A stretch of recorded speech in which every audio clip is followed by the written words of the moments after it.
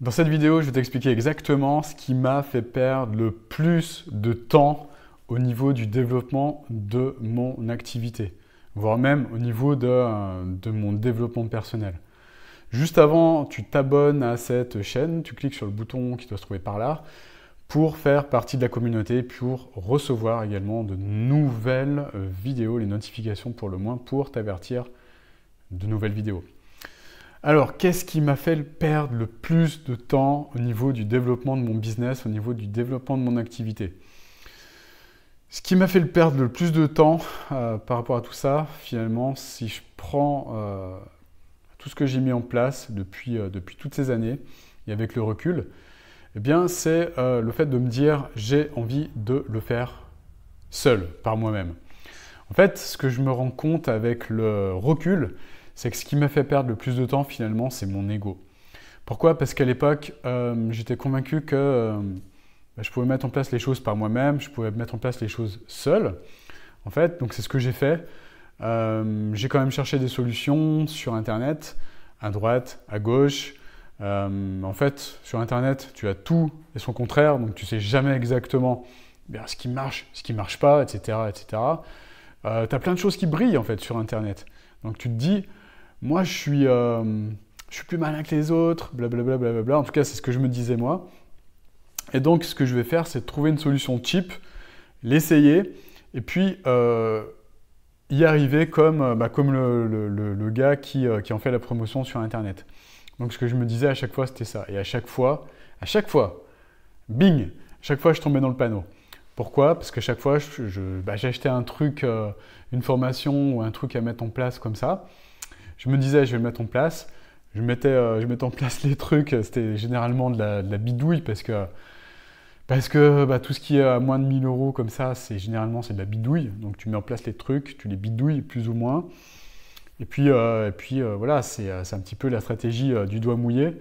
C'est-à-dire que tu mouilles ton doigt et puis t'attends quoi. T'attends, tu regardes, t'expérimentes, et puis au bout d'un moment, tu veux pas au bout. Parce que peut-être je dis pas que la stratégie en elle-même ne marche pas, mais peut-être qu'il va te manquer un micro-réglage. Peut-être qu'au niveau du mindset, il y a des choses à travailler.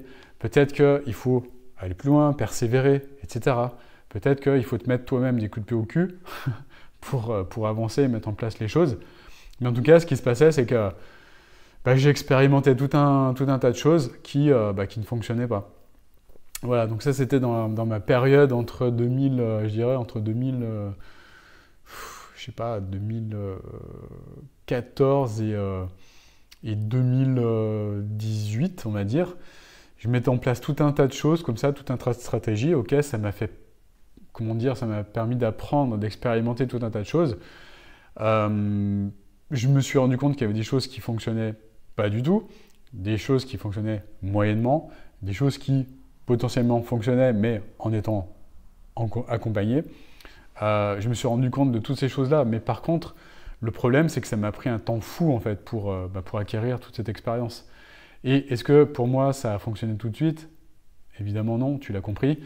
Et c'est en ça que, si c'était à refaire, vraiment, du fond du cœur, si toutes les choses étaient à refaire, j'aurais pris, évidemment, un raccourci en trouvant un mentor, une personne qui a déjà expérimenté les choses, qui a déjà l'expérience, qui sait, qui a déjà réalisé ce que moi je cherche à atteindre et qui a cette connaissance fine et précise également du monde de l'humain pour connaître, identifier les blocages que moi je pouvais avoir à l'époque de manière à aller beaucoup plus vite que ça.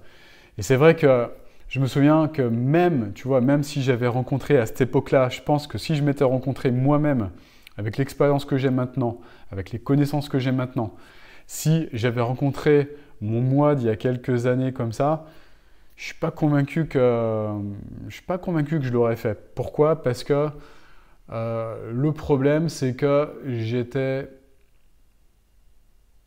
convaincu que je pouvais peut-être y arriver seul et qu'en tout cas, je me laissais les chances d'y arriver seul et je me laissais les chances de succès personnel. Enfin, d'avoir cette satisfaction de le faire seul par moi-même.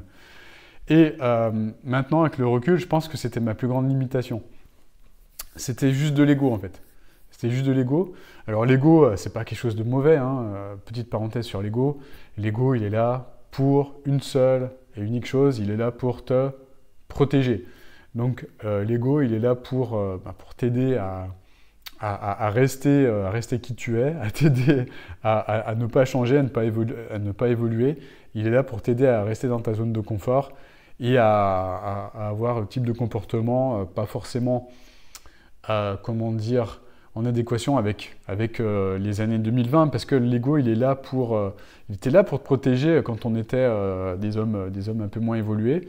Il était là pour te protéger également des agressions des autres. Il était là pour te protéger dans tout un tas de domaines, en fait.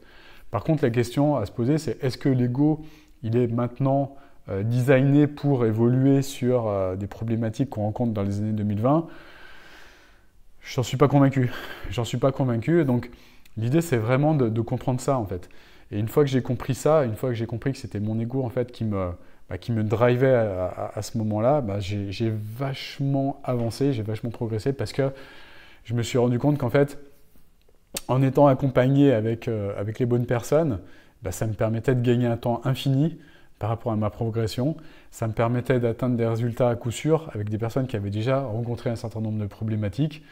Ça me permettait d'atteindre un résultat en augmentant les chances d'atteindre de ce résultat. Enfin, ça me permettait tout un tas de choses dont je n'avais pas conscience à ce moment-là.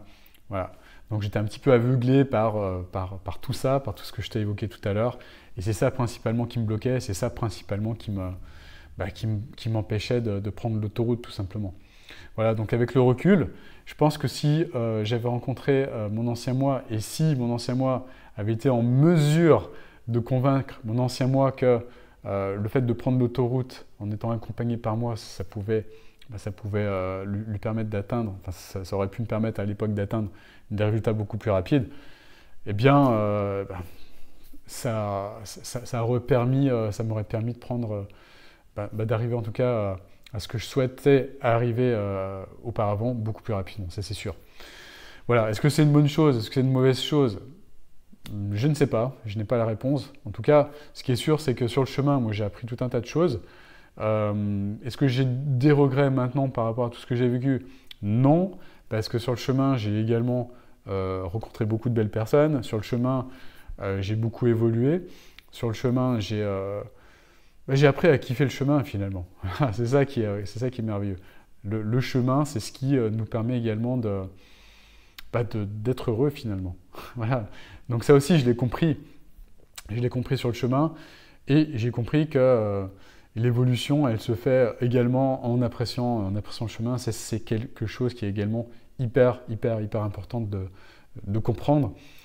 Et que si j'avais également pris conscience de ça plus tôt, j'aurais non seulement gagné en vitesse, mais j'aurais également gagné énormément en bonheur. J'aurais évité parfois de m'auto-flageller quand je n'avais pas les résultats que j'escomptais avoir.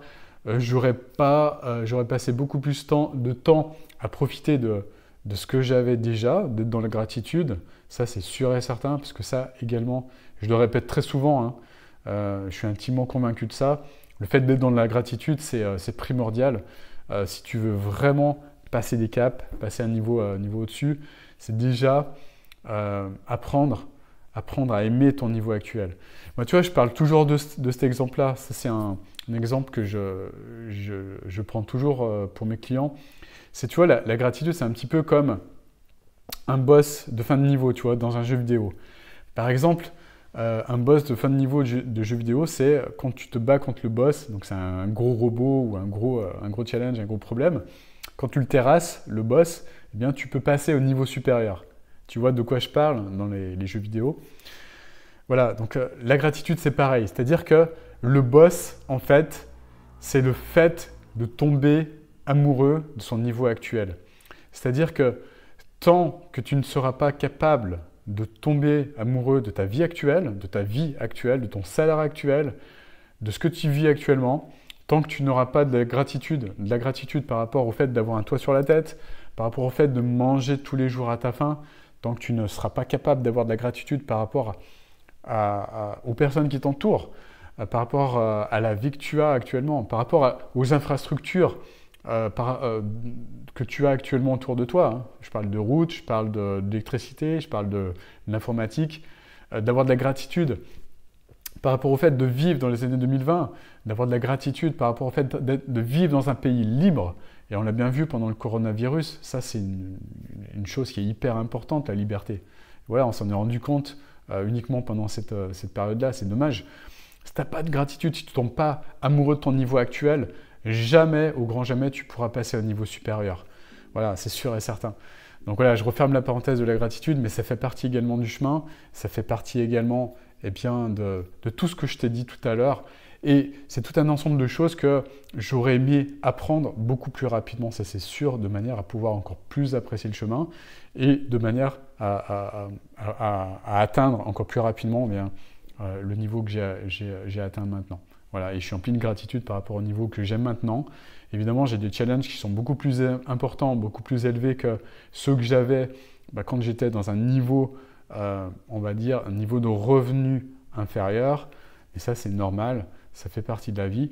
On grandit avec ces challenges, en fonction de ces challenges. Et si on n'est pas capable d'être plus grand que ces challenges, c'est pas possible. La vie, elle nous rappelle tout le temps que tant qu'on n'est pas capable de gérer des challenges, par exemple, qu'on a à 3 000 € par mois, c'est pas possible. Tu ne pourras jamais gérer les challenges que tu vas avoir à 10 000 € par mois. Et encore moins pouvoir gérer les challenges qu'on a à 100 000 € par mois. Voilà, moi, les challenges que j'ai maintenant à plus de 100 000 € par mois, ils sont beaucoup plus importants. Évidemment, je gère des choses beaucoup plus complexes, mais c'est comme ça. Et c'est ça qui me fait kiffer au quotidien. C'est ça, c'est gérer des problèmes. Parce que être entrepreneur, c'est aussi savoir gérer des problèmes. Si tu n'aimes pas gérer des problèmes, arrête tout de suite ce métier. Parce que si tu veux être coach, avoir du succès dans ton business, sois avant tout un entrepreneur qui est capable de gérer ses problèmes, d'être amoureux de son niveau actuel, et puis être capable d'apprécier son chemin, et puis savoir également se remettre en question pour avancer, savoir mettre son ego de côté pour avoir des résultats, les résultats qu'il escompte réellement, de manière à les atteindre. Voilà, donc cette vidéo est un petit peu longue, mais je pense que ce sont des choses qui sont ultra importantes si tu veux franchir un cap, si tu veux avancer, si tu veux prendre l'autoroute, suis les conseils que je t'ai donnés, je te garantis que ça va te permettre d'avancer à la vitesse de la lumière. Je te souhaite une magnifique journée. Si tu as aimé cette vidéo, encore une fois, tu mets un gros like. Et puis encore une fois, j'ai mis en place une formation qui peut t'aider à aller beaucoup plus loin, beaucoup plus vite, t'aider à avoir des insights. Tu la trouveras, elle est dans les commentaires. J'ai mis le lien juste en dessous dans les commentaires. Je te laisse, si tu es motivé, tu vas trouver, c'est sûr et certain. Je te souhaite une magnifique journée et je te dis à très bientôt pour une nouvelle vidéo. Ciao, ciao.